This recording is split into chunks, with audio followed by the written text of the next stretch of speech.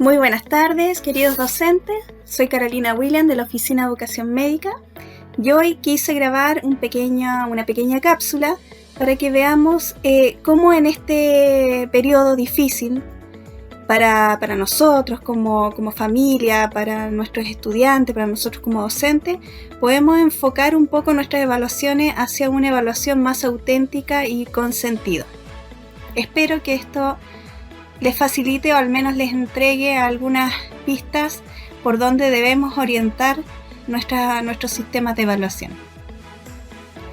Fíjense en esta imagen muy sugerente. ¿Qué está pasando? Si ustedes observan bien, frente a un mismo estímulo, frente a una misma información que nosotros entregamos, nuestros 100 alumnos están pensando en cosas diferentes. Y eso tiene que ver con las diferentes percepciones, las diferentes imágenes o representaciones mentales que están condicionadas por nuestro entorno, por nuestras experiencias. Por eso el detalle único del ser humano es que cada uno de nosotros somos personas únicas e irrepetibles. Todos pensamos frente a un mismo estímulo de manera diferente, o lo vemos de una perspectiva diferente. Fíjense ahora, cuando nosotros estamos en un estado de evaluación, ustedes mismos cuando eran estudiantes y se enfrentaban a una evaluación de cualquier tipo, inmediatamente afloraba un conjunto de emociones y sentimientos que nos estaban preparando o anticipando frente a ciertos resultados dependiendo de si estudiamos, si aprendimos, si memorizamos. Independiente de todo ese conjunto de emociones, lo importante acá es entender una sola cosa, que la evaluación no es solo un sistema para calificar, sino que es un sistema que aprende. El aprendizaje solo sucede cuando dentro de nuestra mente se despliega o de nuestro cuerpo se despliega un conjunto de emociones. Por lo tanto, la evaluación en sí misma permite un aprendizaje mucho más rápido y significativo. Por eso es tan importante que nosotros inmediatamente después de las evaluaciones retroalimentemos al estudiante. Y no necesariamente significa retroalimentarlo y mostrarle esta es la A, esta es la B, esta es la C, mostrarle la respuesta correcta, sino que trabajar el contenido de lo que se preguntó y entregarles la respuesta correcta y el fundamento de por qué es correcto. Por eso también es importante no hacer preguntas en negativo, porque probablemente en ese minuto, con tantas emociones y sentimientos en juego, nos vamos en una siguiente oportunidad, nos vamos a encontrar con la misma problema o la misma situación y nos vamos a acordar de lo negativo y no de lo que debiésemos hacer, cuál es lo positivo.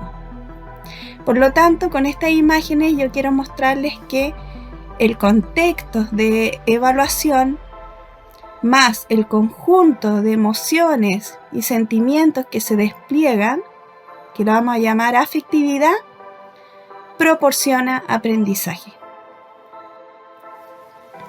Por lo tanto, para nosotros enfrentar nuestro sistema de evaluaciones, no solo necesitamos pensar en solo preguntas, sino que necesitamos pensar en problemas.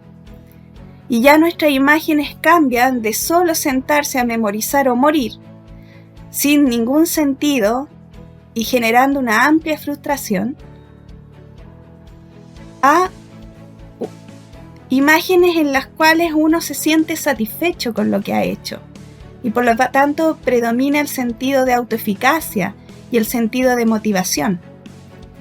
Cuando nosotros juntamos y entendemos que este conjunto de emociones que afloran en un momento, en una situación de evaluación, permite el aprendizaje con nuestro actuar como guía, estamos hablando de una evaluación auténtica, que no solo se entiende con un tipo de evaluación que es lo más cercano a la realidad profesional en la cual se va a insertar nuestro estudiante, sino también al sentido de la calidad de aprendizaje que está generando estos momentos. Por lo tanto, si nosotros buscamos, hay muchas evaluaciones, muchas definiciones de evaluación. La más típica y la más común, la más tradicional, es aquella que la concibe como un proceso dinámico y continuo que forma parte del proceso educativo y que consiste en recolectar datos mediante instrumentos, analizarlos, emitir juicio valorativo para obtener una información útil para la toma de decisiones. Eso es cierto, siempre nosotros nos hemos enfocado con este tipo de definición. Sin embargo, actualmente, la evaluación auténtica se entiende como un conjunto de actividades que posibilitan identificar errores, comprender sus causas y tomar decisiones para superarlas. Es decir, su base es la retroalimentación del docente hacia el estudiante. Y no solo calificar y colocar una nota como punto final, sino que identificar errores y dar las instancias para que se corrijan. ¿Y cuál es la situación actual de nuestros estudiantes? Si bien no se ve muy bien este gráfico, yo se los voy a leer. Fíjense que de casi 700 estudiantes que respondieron esta encuesta, hecha por nuestra universidad, el 69% siente angustia. Fíjense en la pregunta, ¿qué sentimientos han predominado en ti en esta situación de pandemia que estamos viviendo? 69% angustia, 47% soledad o tristeza, el 88% siente estrés o nerviosismo, un 46% inseguridad, un 39% rabia o impotencia. Imagínense la cantidad de emociones que están jugando en juego, o sea, están en un momento muy crítico nuestros estudiantes. Por lo tanto, si aparte de estar en este sentido de incertidumbre por las familias que hay detrás, por los trabajos que se han perdido, imagínense ahora que los estudiantes, nosotros como docentes, estamos reforzándolo o tratando de imponer un sistema de evaluación tradicional ante una situación no tradicional. Va en contra de todo principio de aprendizaje. No hay quien pueda aprender en estas circunstancias. Por lo tanto, nuestro rol como docente para preparar evaluaciones tiene que cambiar drásticamente, nos guste o no. Acá necesitamos un sistema de evaluación que brinde apoyo y que en el fondo potencie aprendizaje. No es nada más de lo que nosotros como docentes perseguimos. Aquí no importa la nota. ¿Cómo vamos a enfocar nuestras evaluaciones? Uno de los factores importantes en el aprendizaje, ya lo dijimos, es la afectividad. Por lo tanto, para que un estudiante aprenda y se enfrente a los desafíos que le genera el mundo, en este caso todas estas situaciones, tiene que tener y mantener una buena autoestima y autoconcepto en la universidad. Y esto se logra mediante una retroalimentación siempre positiva.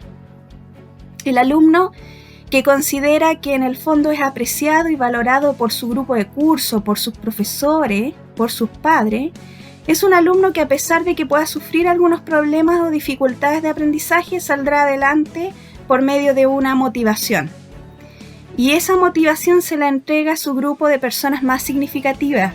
Y no olvidemos que el docente, lo quiera o no, es un personaje significativo en la vida del estudiante.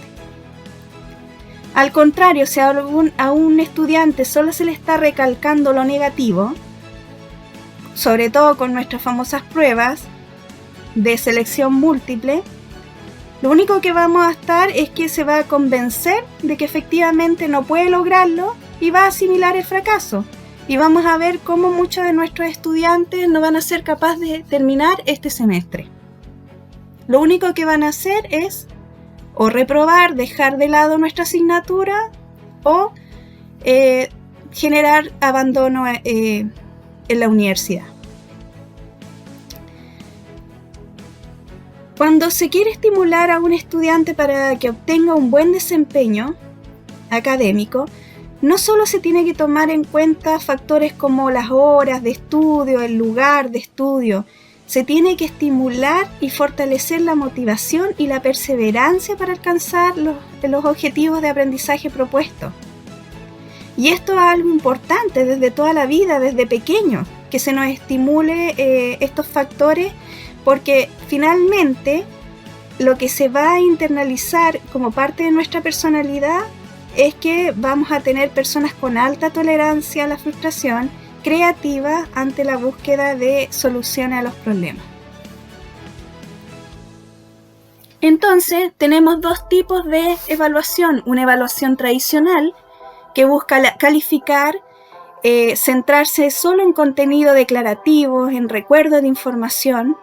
Hay escasa retroalimentación y se centra solo en resultados, solo en la nota final, quién aprueba y quién no aprueba. Eso no es, en este minuto y en general en ningún minuto de la vida, no es coherente ni prudente para formar profesionales creativos y competentes. La evaluación auténtica es formativa, busca evaluar los procesos, cómo una persona llegó a un punto cero y a medida que va transcurriendo su carrera se va generando un aumento progresivo de sus competencias. Revisa el sentido de tareas. ¿Cuál es el sentido mío que el estudiante se saque buena nota? El sentido es que aprenda por sobre la nota. Y eso lo lleva, ese sentido de tareas, lleva a generar un tipo de preguntas que tenga que ver con el sentido crítico.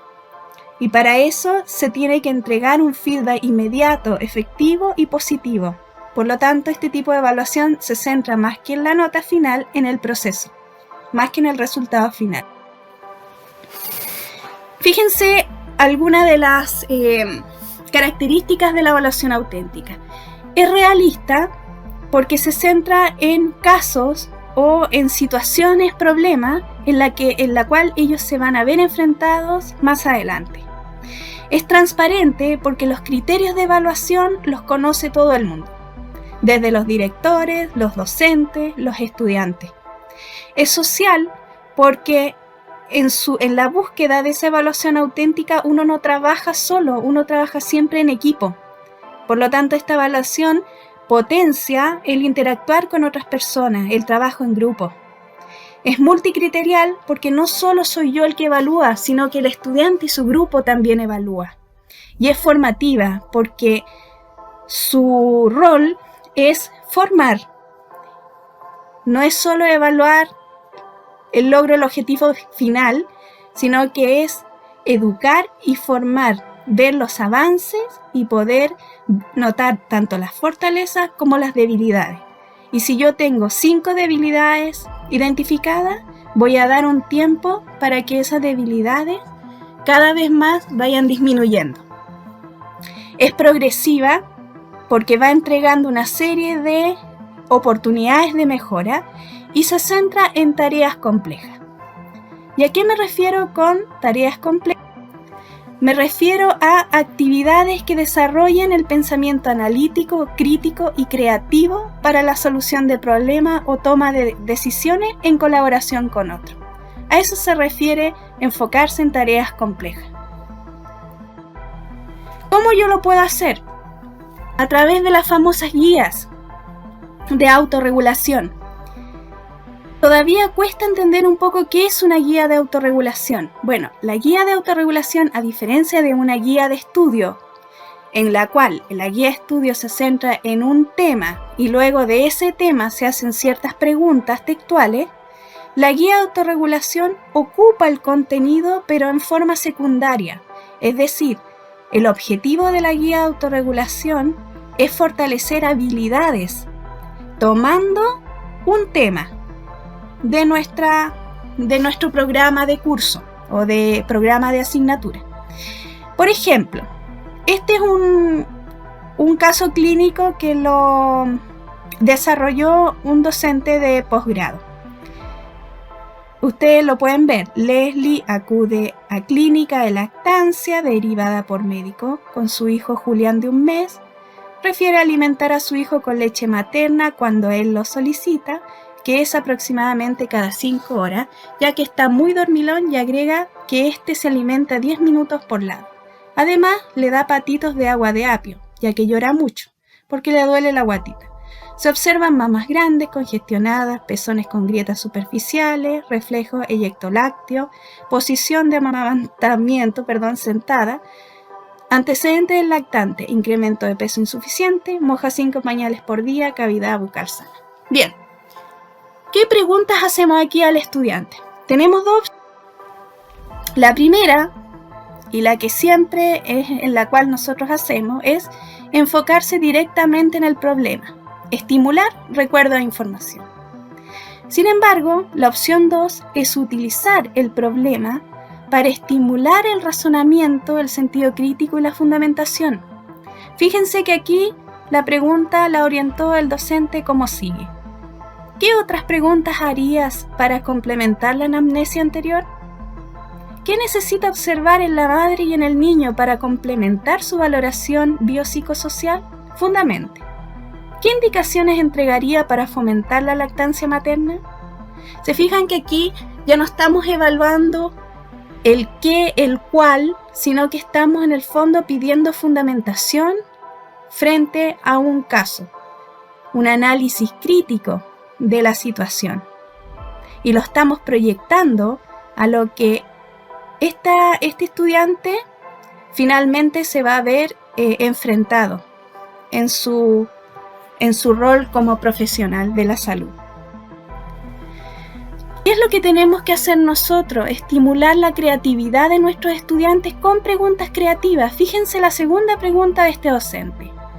Les pide planificar un programa para educar al personal administrativo del SOME de un CEFAM en relación a la importancia de la consulta de lactancia materna. Fíjense que ahí está la instrucción de la actividad clara, pero nosotros muchas veces nos quedamos en la instrucción, pero no guiamos la actividad con al menos las consideraciones mínimas que queremos exigirle.